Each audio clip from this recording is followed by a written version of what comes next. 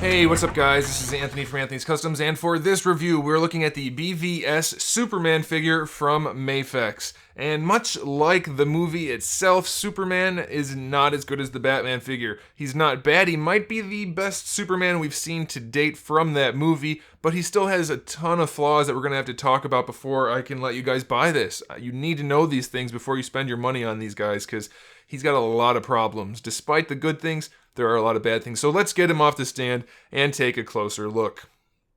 This guy stands just about 6 5/8,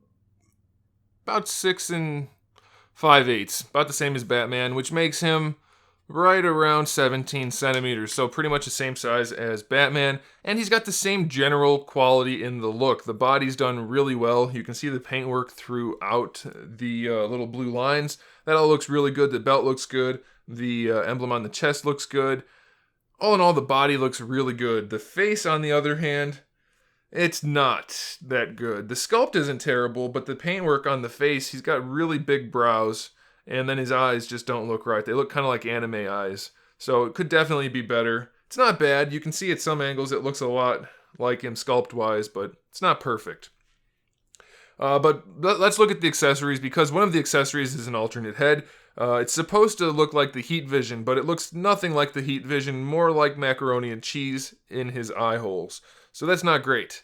And then we have a total of 6 hands. We have the 2 fist hands, 2 loose, kind of relaxed hands, and then 2 slightly less loose, relaxed hands, and we have the display stand. So a lot fewer accessories than Batman. So I don't know what's up with that, but that's the case. So the figure itself, I mentioned it has a lot of problems. I already showed you that it actually looks pretty good, but the first problem is probably the biggest for me, and that is the cape. It's a cloth cape, which would be okay, except there's no wire in this part. It's only in the bottom part, which is really weird. And the way they connected it to the body is not good. It's only shiny really on the one side, the other side's very dull. And then there's a lot of stitch work, and the way they connected it and then folded it back so that you had to see all of the stitch work and seams and stuff, and it's the dull part. So it just doesn't look good. It's real bunchy looking. That, of course, can get hidden to a degree once you pose the figure, but it's pretty ugly and clumsily connected. I don't care for that very much at all. That could be overlooked, except for the fact that, like I said, there's no wire in the side of the cape, so you can't pose it at all. But here's the thing. The bottom of the cape has the wire, and that you need it because the cape is huge. You need the wire to bunch it up. If you don't bunch it up, he ends up with this. His cape is never that big in the movie. It's almost like half of a parachute. I don't know. It's huge. So it's no good. If you pose him in any way, it's going to look ridiculous, other than to just use that wire at the bottom and bunch the cape up, which is kind of a pain in the ass, and it doesn't end up looking good anyway. So that cape really kills the look of the figure in a very big way.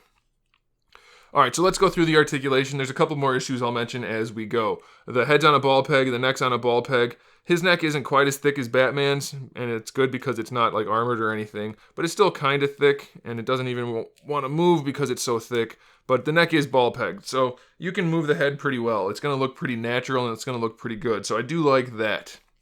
Now the shoulders are on a ball peg just like Batman, and then a ball hinge just like Batman. Only his go up farther, almost horizontal, so that's a much, much better thing than on Batman. So I like that, and of course they have the full rotation. They're a little floppy, but not too bad. You have your bicep swivel, your double jointed elbow, and then your ball hinge for your wrist. So that's all pretty good. Here's one of the big issues though.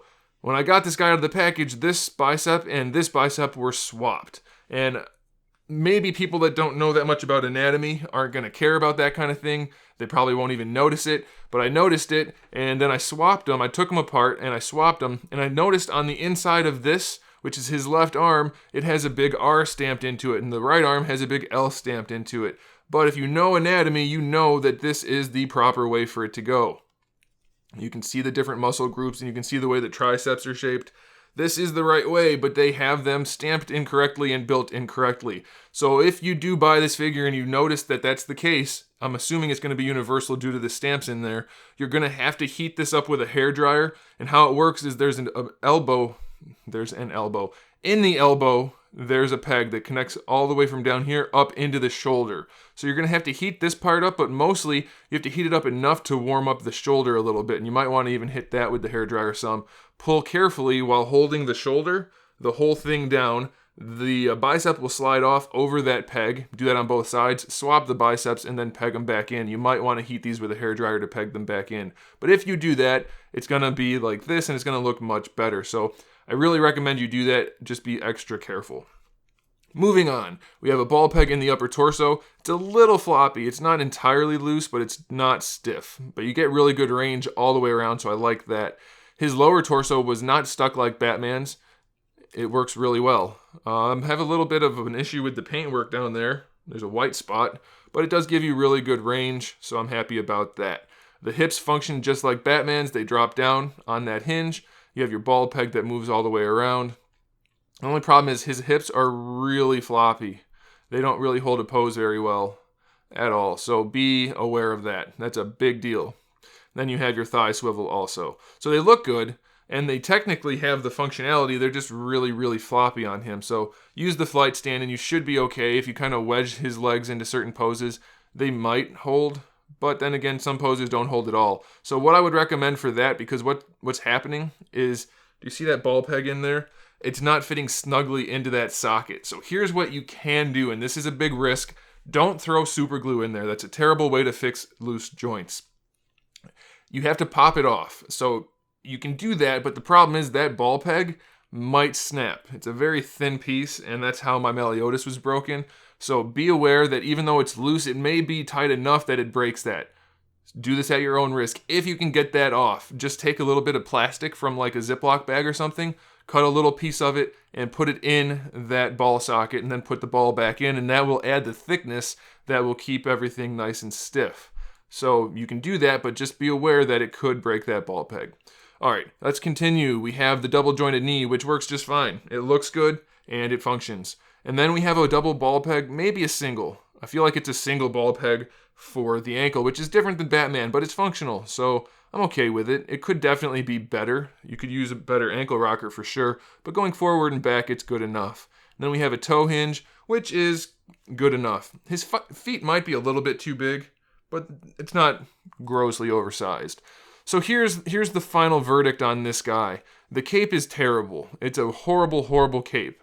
If you're willing to overlook that, then you have to deal with the loose hips. If you're willing to overlook both of those things, then you have to deal with the somewhat inaccurate likeness.